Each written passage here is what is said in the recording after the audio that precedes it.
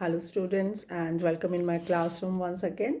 आज हम लोग टॉट्स में जो जस्टिफिकेशंस देख रहे थे, जो हम लोग डिफेंसेस टॉट के देख रहे थे, या आप जिसको कहेंगे कि अकृत्यपूर्ण दायित्व के सामान्य अपवाद, जो जनरल एक्सेप्शंस हम देख रहे थे कि कब आपका किया हुआ टॉट भी भले ही किसी को आपका एक्ट परेशान कर रहा होगा, आप उसमें उससे लायबल नहीं होंगे। दैट इज़ कॉल्ड अपवाद।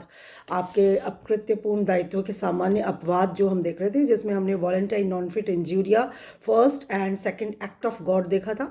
आज हम लोग थर्ड उसका अपवाद देखेंगे, थर्ड उसका एक्सेप्शन देखेंगे।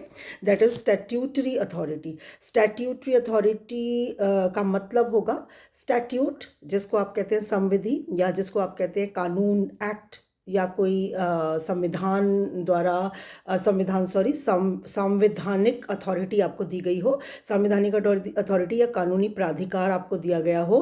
जो कार्य जो एक कार्य जो विधानमंडल या संसद, जो लॉ फ्रेमिंग अथॉरिटीज़ होती हैं, लॉ फ्रेमिंग इंस्टीट्यूट्स हैं, जैसे संसद या विधानमंडल, तो जो कार्य विधानमंडल या संसद द्वारा बनाए गए अधिनियम द्वारा प्राधिकृत किया जाता है। अगर आपको कोई कार्य ऐसा दिया गया है जो कि जिसमें आपको कानूनी रूप से प्राधिकृत किया गया है कि आप इस कार्य को करें, तो वह अपकृत्य नहीं हो सकता।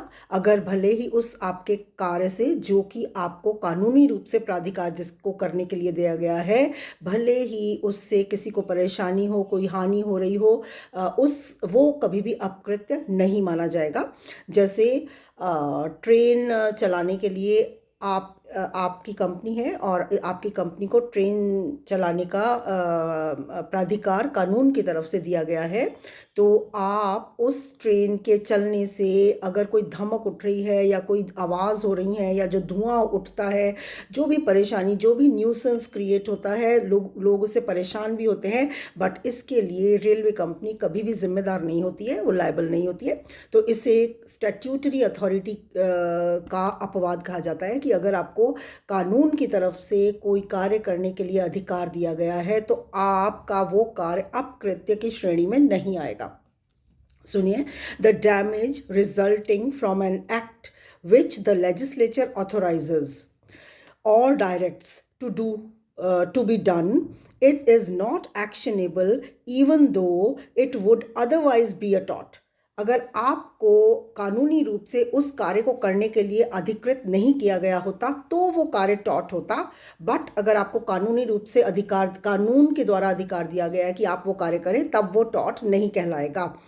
When an act is done under the authority of an act, it is complete defense. वो एक पूर्ण बचाव होता है। जब आपको किसी एक्ट के अंतर्गत, किसी कानूनी प्राधिकार के अंतर्गत वो कार्य करते हैं आप, तो वो पूर्ण बचाव होता है। दैट इज कंप्लीट डिफेंस होता है। And the injured party has no remedy. तो अगर वो इंजर्ड पार्टी, कोई किसी को उससे परेशानी भी होती है, तो उसको कोई रेमेडी या कोई उपचार उपलब्ध नहीं होता है। इसमें एक केस आप लिखेंगे, Smith, Hammersmith railway company versus Brand का। Hammersmith, HAMMER, Smith SMITH, Hammersmith railway company versus Brand में। इसमें क्या हुआ था कि जो रेलवे कंपनी थी उसको प्राधिकृत किया गया था, एक कंपनी को रेलवे का काम करने के लिए प्राधिकृत कानून द्वारा किया गया था। तो उस रेलवे कंपनी के बिल्कुल पास में जो प्लेंटिफ था, उसकी प्रॉपर्टी थी, उसकी लैंड होगी या उसका कुछ भी प्रॉपर्टी थी, तो उस प्रॉपर्टी को बहुत ज़्यादा नुकसान हो रहा था। रेलवे की जो क्रिएटिविटीज़ थी, आना जाना, रेल का आना जाना, या उसका धुआं, या उसके फॉग से, या उसके न्यूसेंस बहुत क्रिएट हो रहा था उसकी धमक से, और इससे उसकी जो प्रॉपर्टी थी प्लेंटिफ की, वो उसकी वैल्यू ख़त्म होती जा रही थी, बहुत कम होती जा रही थी, डिक्रीज़ होती जा रही थी वैल्यू। तो इसके लिए उसने एक रेलवे कंपनी पर वाद किया कि ऐसे ऐसे मेरी जो प्रॉपर्टी है वो डिक्रीज़ होती जा रही है, उसकी वैल्यू ख़त्म होती जा रही है, तो ये इससे मेरे को रिलीफ दिया जाए। बट उसको किसी भी प्रकार का रिलीफ नहीं मिला। तो आप सुनिए, Hammersmith railway company versus Brand, the value of the plaintiff's property had considerably depreciated. Continuously वो डिप्रिशिएटेड हो रही थी, कम होती जा रही थी, ड्यू टू द, किस लिए, due to the noise, vibration and smoke caused by the running of trains on the railway constructed under statutory powers, जो कंस्ट्रक्ट की गई थी कानूनी रूप से उनको प्राधिकार जो दिया गया था उसके अंतर्गत वो जो रेलवे कंपनी स्थापित की गई थी वहाँ पे, तो it was held that no action lies for the damage, जो डैमेज उसको हो रहे थे प्लेंटिफ को, उसको किसी भी तरीके का रिलीफ नहीं मिला था। बट इसमें ये कहा जाता है कि एक शर्त इसमें ये होती है कि अगर आपको भले ही कानूनी रूप से प्राधिकृत किया गया है और आप लायबल नहीं हैं, बट अगर आप उस कानूनी प्राधिकार को कार्य करते हुए, कानूनी प्राधिकार के अंतर्गत उस कार्य को करते हुए, यू शुड बी केयरफुल। अगर आप केयरफुल नहीं हैं और नेग्लिजेंटली कुछ काम कर रहे हैं उस कानूनी प्राधिकार के अंतर्गत भी, तो अगर आप नेग्लिजेंटली काम कर रहे हैं तो आप लायबल हो जाते हैं। इसमें एक केस आप लिखेंगे,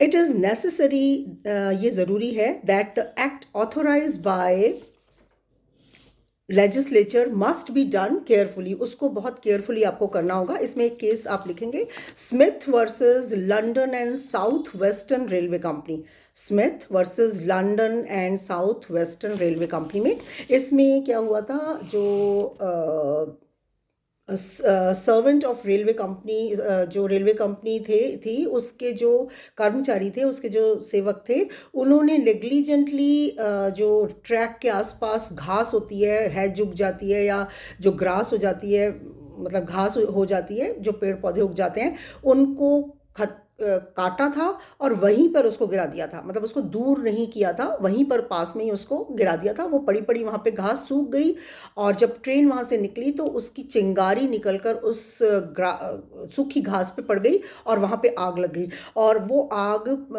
हवा से फैलती हुई जो प्लेंटिफ का घर था उस तक पहुँच गई और उसके घर में, उसके कॉटेज में आग लग गई।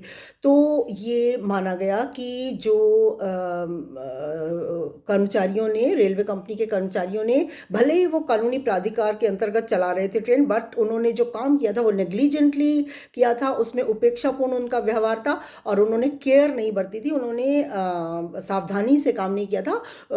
उनको जो घास काटी थी उसको दूर फेंकना चाहिए था, बट उन्होंने वहीं फेंक दिया था और उसने आग पकड़ ली थी और उसे प्लेंटिफ के घर तक आग पहुंच गई थी। और इसके लिए रेलवे कंपनी को, जब प्लेंटिफ ने दावा किया तो रेलवे कंपनी को लायबल ठहराया गया। तो इसमें ये कहा गया कि जो काम दिया जाता है, प्राधिकार दिया जाता है, उसको केयरफुली उनको करना पड़ता है। तो आप इसको सुनिए, the servants of a railway company negligently left trimming of grass and hedges, जो बाड़ होती है, near a railway line, sparks from an engine set the material on fire, उसमें आग लग गई। By a heavy wind the fire was carried to the plaintiff's cottage, हवा से वो वहां तक पहुंच गई, उसके कॉटेज तक पहुंच गई।